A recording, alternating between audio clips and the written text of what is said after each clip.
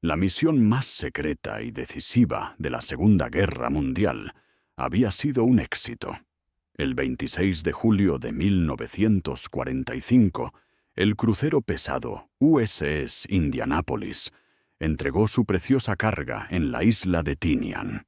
Los componentes clave de Little Boy, la bomba atómica que pondría fin a la guerra. La tripulación, ajena a la naturaleza de su paquete, sintió el alivio de un deber cumplido. Ahora, solo quedaba un viaje de rutina a través del Pacífico para reunirse con la flota en Filipinas. Pero en la medianoche del 30 de julio, navegando en solitario y sin escolta en un mar oscuro como la tinta, el destino del Indianápolis fue sellado por 2 torpedos de un submarino japonés. La explosión fue catastrófica. El barco, orgullo de la Marina, se partió en 2 y se hundió en apenas 12 minutos.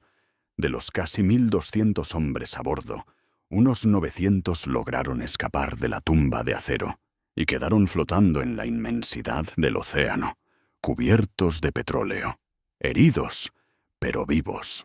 Sin embargo, su terrible odisea apenas comenzaba. La Marina no se dio cuenta de su desaparición. Nadie sabía que estaban allí. Para los 900 hombres que quedaron flotando en la oscuridad del Pacífico, el naufragio no fue el final. Fue solo el comienzo de su infierno. Hundirse fue solo el primer acto de esta tragedia.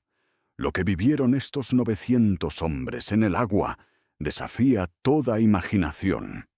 Para descubrir la aterradora historia de supervivencia y la injusticia que la siguió, suscríbete ahora y activa las notificaciones. No querrás perderte este capítulo de La Marea Oscura. La primera noche fue un pandemonio de oscuridad, gritos y combustible. El océano, espeso por el petróleo derramado, se pegaba a nuestros cuerpos, quemándonos los ojos y la garganta. Estábamos ciegos, náufragos en una noche sin luna, y el único sonido, además del oleaje, era el lamento de los heridos y los moribundos. Cientos de hombres gritaban pidiendo ayuda, buscando a sus amigos en la negrura, pero sus voces eran devoradas por la inmensidad del Pacífico. Muchos de los que sobrevivieron a la explosión inicial murieron en esas primeras horas, víctimas de sus heridas o ahogados por el peso del petróleo y el cansancio. Los que quedamos nos aferramos a cualquier cosa que flotara.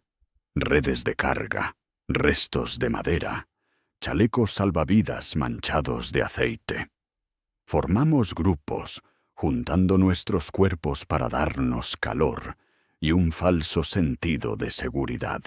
El capitán Charles McVeigh, que también había sobrevivido, nadaba entre los grupos, intentando infundir orden y esperanza, gritando que el rescate llegaría con el amanecer. Creíamos en sus palabras.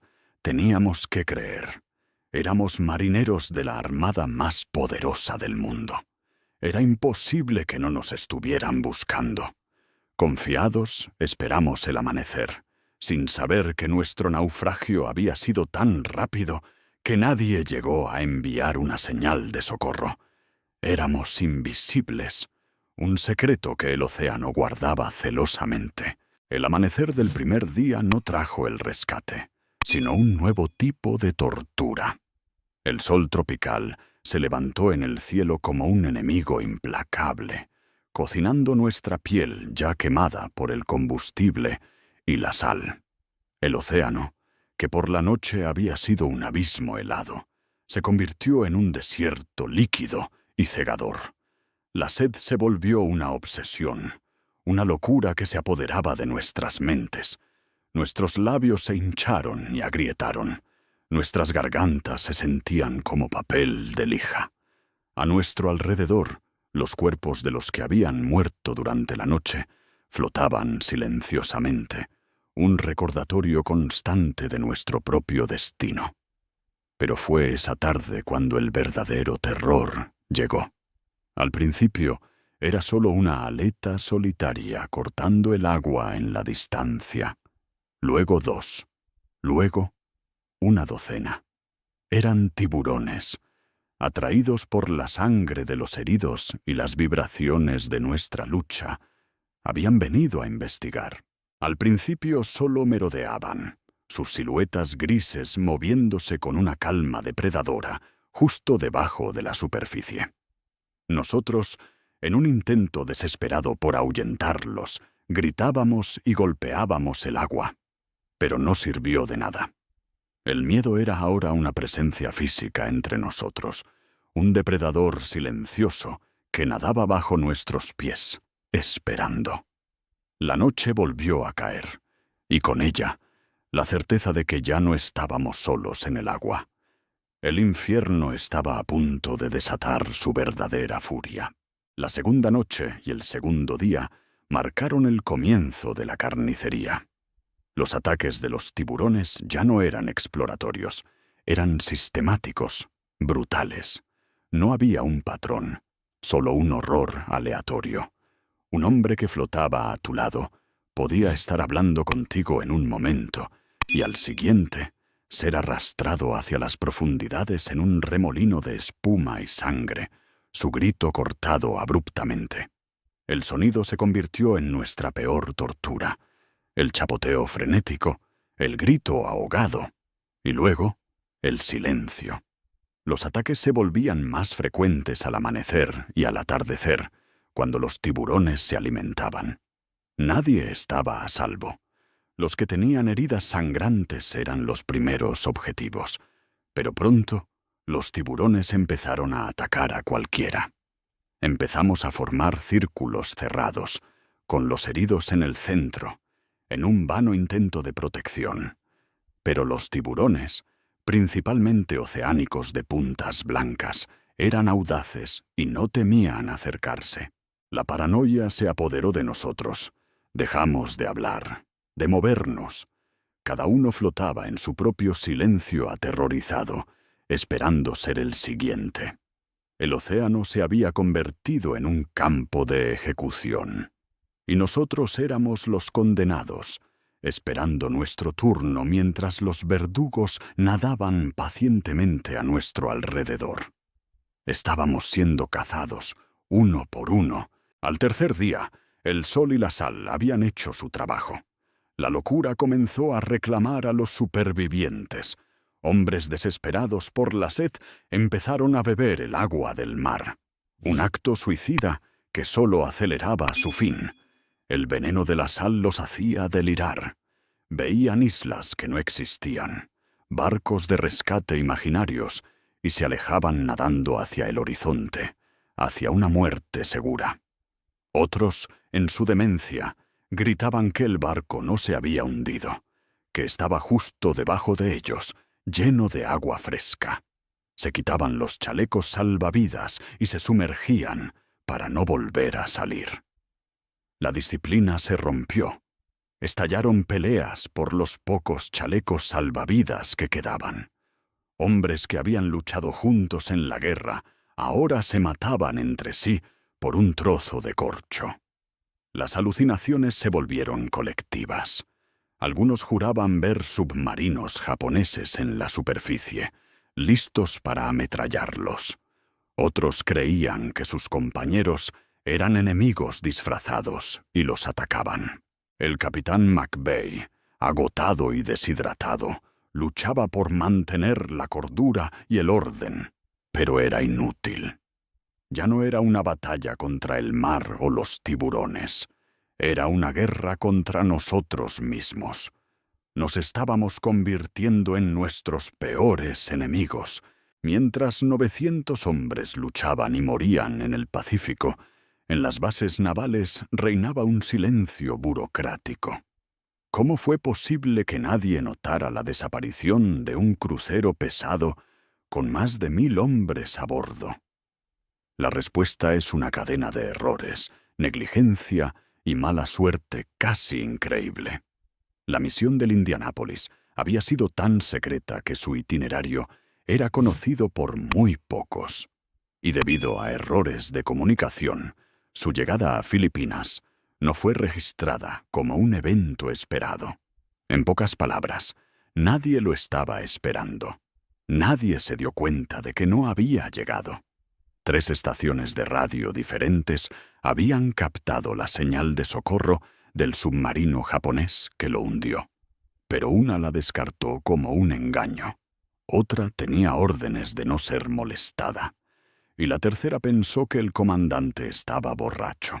Además, un oficial de inteligencia naval había sido informado de la presencia de submarinos enemigos en la ruta del Indianápolis, pero consideró que el riesgo no era lo suficientemente grande como para justificar una escolta.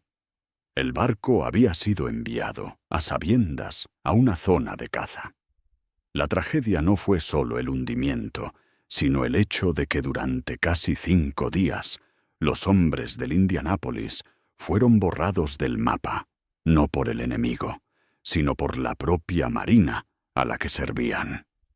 Flotaban bajo un cielo vacío, esperando un rescate que nadie había enviado.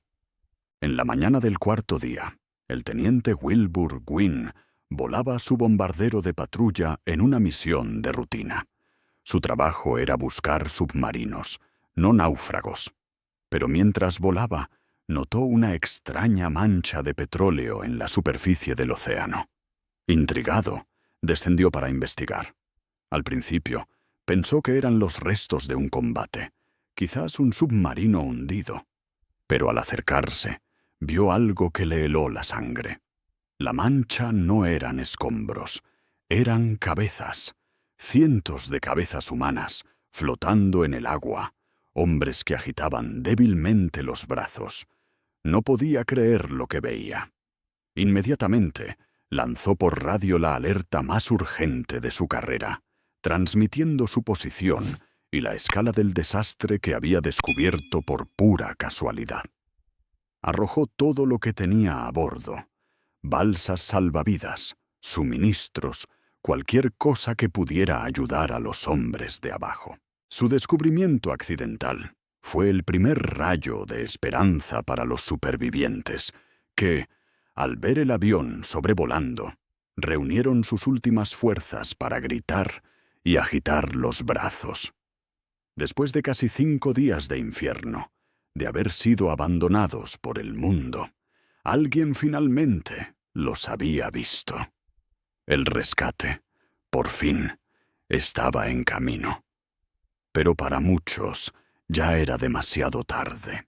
El descubrimiento de Gwyn desató una operación de rescate masiva y desesperada. El primer barco en llegar a la escena, horas después, fue un hidroavión, P.B. Ira Catalina. Su piloto, el teniente Adrian Marks, al ver a los hombres siendo atacados por tiburones, desobedeció las órdenes directas de no amerizar en mar abierto. Aterrizó su frágil avión entre las olas, convirtiéndolo en un improvisado barco de rescate. Comenzó a recoger a los supervivientes más aislados, llenando el fuselaje hasta que no cupo nadie más, y luego ató a más hombres a las alas con cuerdas de paracaídas. Durante la noche, los destructores comenzaron a llegar, sus reflectores barriendo la superficie del agua, revelando una escena de pesadilla. Los equipos de rescate sacaban del agua a hombres que ya apenas parecían humanos. Estaban cubiertos de llagas, sus cuerpos hinchados por el agua salada, sus mentes rotas por el delirio. Muchos estaban tan débiles que no podían ni agarrar las cuerdas que les lanzaban. De los casi 900 hombres que cayeron al agua, solo 316 fueron rescatados con vida. Más de 500 hombres murieron en el agua, víctimas de los tiburones, la deshidratación, el envenenamiento por sal o la locura. Fue, y sigue siendo, el peor desastre naval en la historia de la Marina de los Estados Unidos. La euforia del rescate duró poco. Apenas los supervivientes tocaron tierra, la Marina comenzó una operación para controlar el desastre, no en el mar, sino en la opinión pública. Necesitaban un culpable, un chivo expiatorio para desviar la atención de sus propios errores catastróficos, y lo encontraron en el hombre que había hecho todo lo posible por salvar a su tripulación, el capitán Charles McVeigh. A pesar de haber sobrevivido al hundimiento y a los días a la deriva, McVeigh fue sometido a una corte marcial. La acusación principal era absurda: arriesgar su barco al no navegar en zigzag. El zigzagueo era una maniobra para evadir submarinos, pero solo se recomendaba en condiciones de buena visibilidad. Aquella noche, el mar estaba oscuro y la visibilidad era nula, por lo que el propio capitán había decidido no hacerlo, siguiendo las directrices. Para asegurar su condena, la Marina cometió un acto sin precedentes.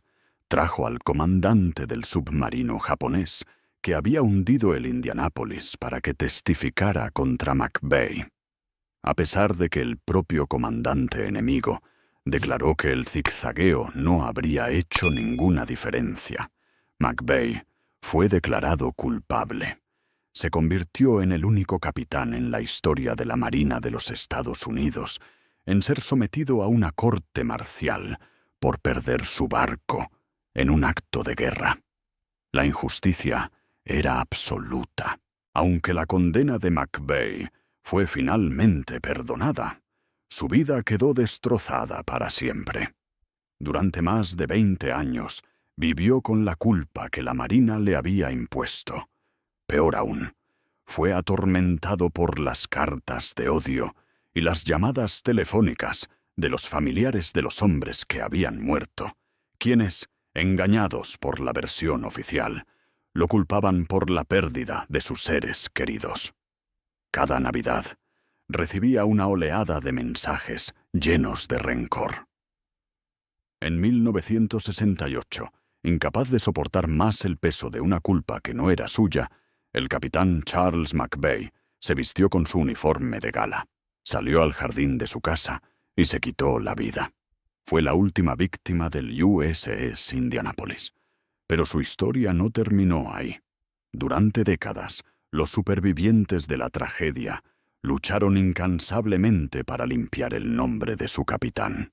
Finalmente, en el año 2000, más de 50 años después del desastre y 32 después de su muerte, el Congreso de los Estados Unidos aprobó una resolución que exoneraba póstumamente a McVeigh de toda culpa, reconociendo oficialmente que la pérdida del Indianapolis y la muerte de tantos hombres fue el resultado de los errores de la propia Marina. La verdad, al final, salió a la superficie. Pero para el capitán que fue traicionado por la misma institución a la que había dedicado su vida, la justicia llegó demasiado tarde.